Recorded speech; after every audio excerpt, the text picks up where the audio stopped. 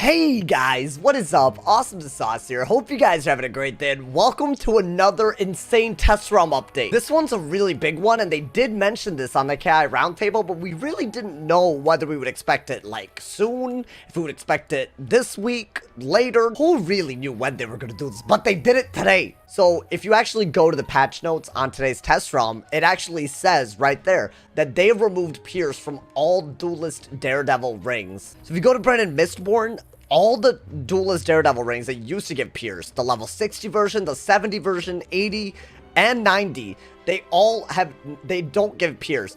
It's weird. I think they forgot to do this on the level 100s, so those still do give Pierce, which is a really big shame, in my opinion.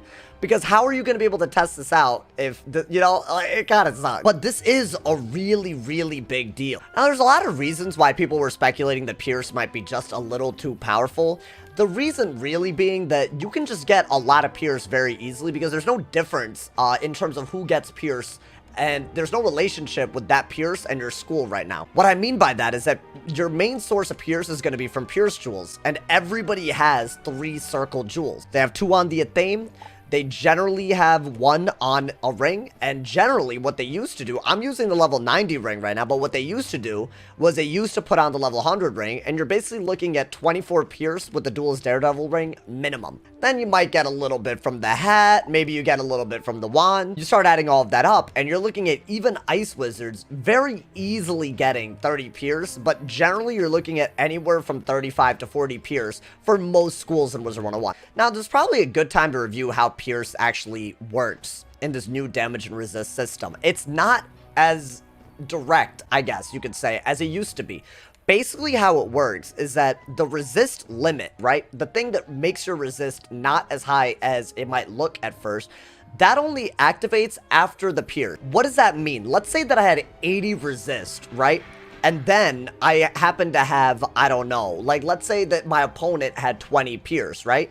So it wouldn't just be that before I hit them, their 80 resist is already lower. It would mean that my 20 Pierce subtracts from their 80, which becomes 60, and then that 60% is fed into the limit function, which would make it operate like it's a 55% resist or something like that. Now, what that means is that there is a reason, if you have a lot of resist, to actually run it, because Pierce was so good. But the reason why that started to become not so great is because of Shrike. Now, Shrike, what it does is it completely makes any shield irrelevant.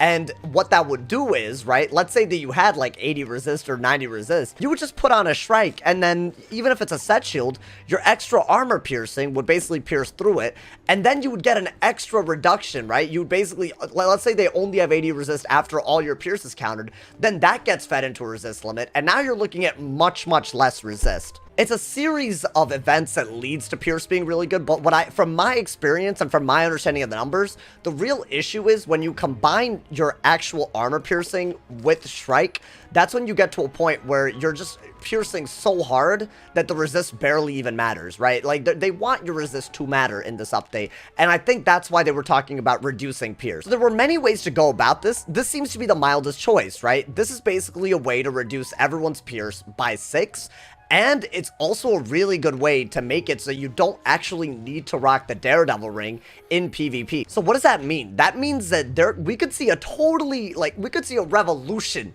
in rings in PvP, and this hasn't happened in literally at least, I want to say 5 years, 6 years. My theory is that the Darkmoor ring, the one from the Skeleton Key boss, might actually be the best. The reason why I say that is, 1, it gives more damage, it gives very good incoming, and it gives a lot of pip chance. Let's imagine for a second, right, like that this 100 ring doesn't give Pierce. You'll see there's literally no point in rocking it unless you really want that universal block. Now, if the Darkmoor ring is not your style, there's also other rings that give crit. Now, generally the problem with rings that give crit, including the Duelist Daredevil ring that goes above level 100, so the 110, 120, 130 version, they don't give pip chance. So yes, these are probably superior if you remove the Pierce, because obviously, 90 crit is going to give you an offensive boost that you did not have. If they remove Pierce, you need some extra offense, right? So yes, you could argue that crit rings might make a comeback.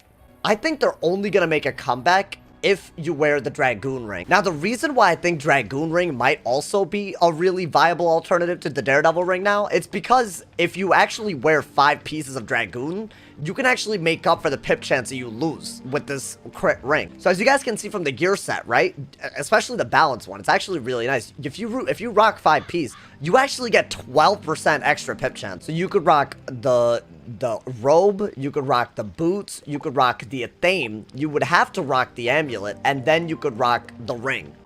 If you were to do this, you see a very viable gear set with very high pip chance, a deck that doesn't get pip concern, by the way. I'm not even running that, right? So I don't even need that. And you see, like, very good crit, very good block, very good pierce. Without a Daredevil Ring, this is very good pierce. And very good damage and resist in this new meta. I would say maybe the resist is actually a little too high. So maybe instead of this pet, you could go for a triple-double, get a little bit more damage. Obviously, you could mix and match. But I definitely think that what we might see are 5-piece Dragoon gear sets, but with the ring instead of the Daredevil Ring. The only other alternative that I see are maybe resist rings, and I'm not even sure if these are actually that good with the resist limit. Like, once you reach like 70 resist, you know, maybe then it starts to making a difference, but you just need a lot of resist for it to even make a difference compared to having just 50, you know? So I'm not really sure if resist rings will be worth it, but they do give pip chance. And honestly, if you want to play more defensive, you could give up 10 damage altogether and have more resist. What I will say is because now we lack a piece of gear giving pierce, pets that give pierce talents like this one, they're going to be very, very good. I don't see any way to look at this and see Pierce pets not being really, really good. Especially because Pierce as a stat doesn't get penalized. What's happened is that it's harder for us to get it. So yes, the effect of it is still going to be there if you strike, but you're going to have to give up other stats for it. For example, I'm giving up damage, I'm giving up potential mate casts, I'm giving up all kinds of things basically just for that Pierce talent with the Mighty on this pet. Do I think that this is a good change for PvP?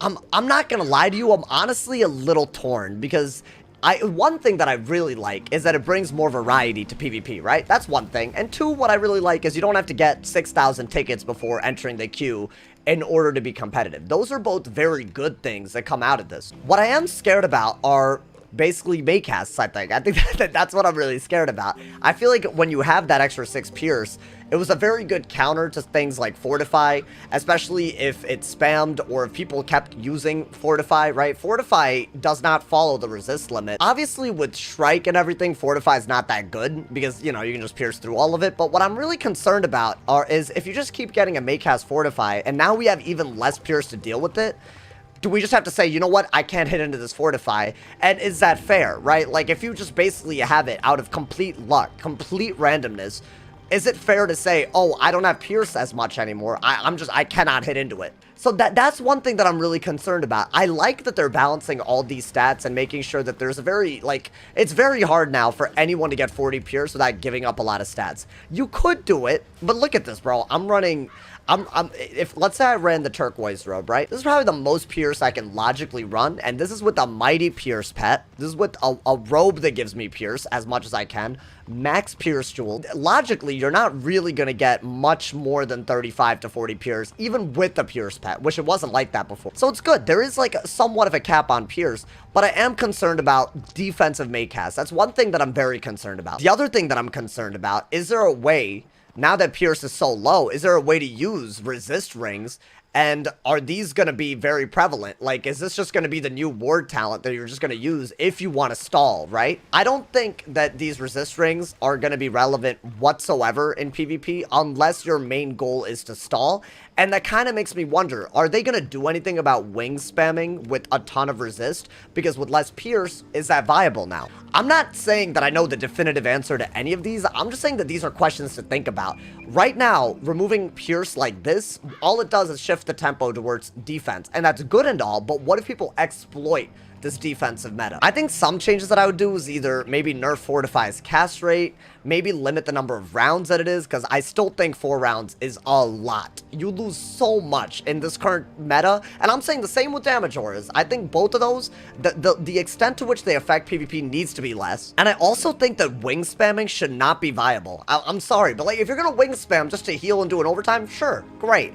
It should not be a viable way to win with timer, which is what it basically is at the moment. I think it's It's fine if you use it strategically, that's great. But a lot of people, all they do is just sit on a lot of resist, spam fortify and weaknesses. They might even use disarm and steel ward because they're very, very good now for off-school people to use. And then they'll just wing spam and win with Diego timer, right?